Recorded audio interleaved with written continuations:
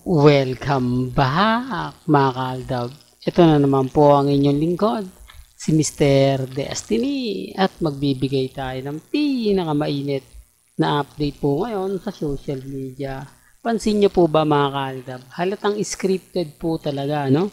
Kasi kumbaga tumingin muna sa camera si Catherine bago siya yumakap kay Alden. Halatang halata po na kailangan makakuna ng magandang anggulo, no? Ayun o, tignan nyo o. Tapos, sabay, di po ba? Ako, may kanya-kanya tayong opinion. May kanya-kanya po tayong pananaw. Hindi po ako namimilit mga kaaldab. Sabi ko nga po sa inyo, may mga point na talagang halatang halata po na ginagawa lang po ito para lang po talaga sa promotion. Ginagawa lang po talaga to para tangkilikin at subaybayan ang pelikula ng Hello Love Again. At trending naman po, di po ba? Nagtrending po ang Hello Love Again. Ganyan po ka balasik. Siyempre, hindi naman po kasi lahat umaayong kay Catherine at kay Alden. May mga fans din po kasi na yung Catherine o Katnil fans nandiyan pa rin naman. At yung Alden fanatics, kahit ayaw nila kay Catherine, supportado pa rin po nila si Alden Richards. Ganyan naman po talaga Buwa. Tapos kaya nga po, ngayon nagtitrending sila, ngayon nagbabiral po sila. Tapos si Mengay naman po sa Itbulaga, pinakita naman po ngayon ang wedding ring. Patunay lang yan na naandito na si Alden Richards. At dalawa po yung singsing Dalawa po yung singsing na suot ni Mengay. Ibig kong sabihin magkadikit.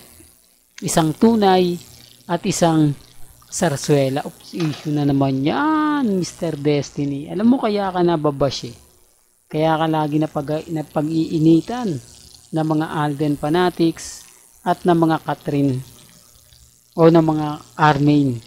Kasi pinipilit mo yung isa sa wala. Pinipilit mo na may relasyon kahit wala naman. Ikaw lang ang nagpapagulo. Ikaw lang ang nagbibigay ng mga maling impormasyon. Kaya yung mga dilulo, yung mga kulto, tuwan-tuwa sa'yo. Ganyan po sila kadesperado. Ganyan po sila kabiter sa akin. Lagi po nilang pinupuntahan yung page natin. Tapos magbibigay sila ng mga ganyang update. Mga ganyang post. Di lalo lang pong pag-uusapan. Hindi po ba? Na iimbestigahan. Sabi ko nga po sa inyo, ang trabaho ni Mr. Destiny, imbestigahan yung mga bagay-bagay na ipinopost po nila. Maniniwala ako mga kaaldab kung patago. Hindi po ba? Eto na lang sample. Hindi po ba sabi nila sa isang website ng Kapamilya Network, hindi ko alam kung Abante News yun o Philippine Star ngayon, sinasabi doon na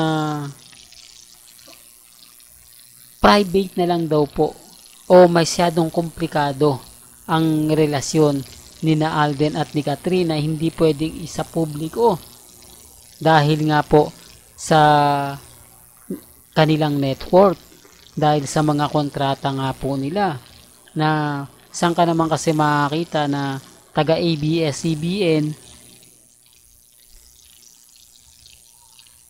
at taga GMA Kapuso may relasyon.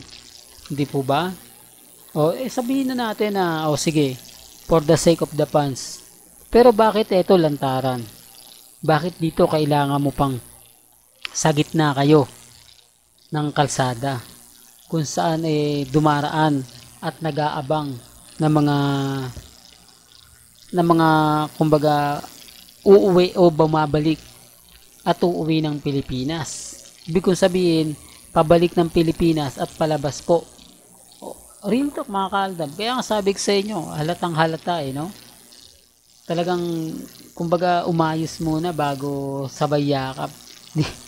Natatawa nga po ako pero wala po tayo sa posisyon para ipilit yan Pero bago natin ituloy itong napakagandang update natin, kung bago ka lang sa channel na to at isa kang true-blooded Aldab Nation na nagmamahal kina Mengay at Isoy, Tama po ang channel na pinuntahan mo, kaya consider na po kitang bagong subscriber. At huwag mong kalimutang i-share ang mga video po natin sa mga mami, sa mga titas, at sa mga senior.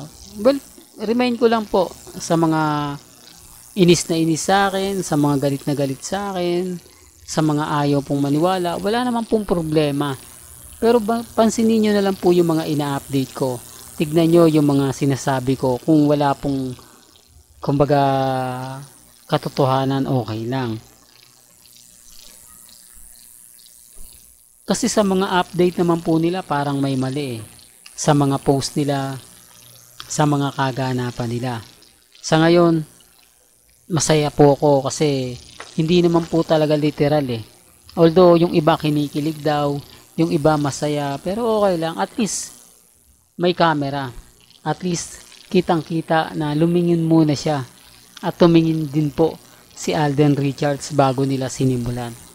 Kaya nga po yung etong mga article na maglalabasan, nako, katakot-takot na ano yan.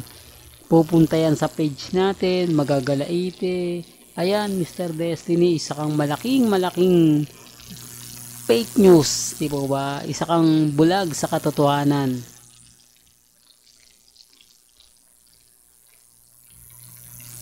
Kahit nakikita mo na, kahit alam mo na, hindi ka pa rin naniniwala.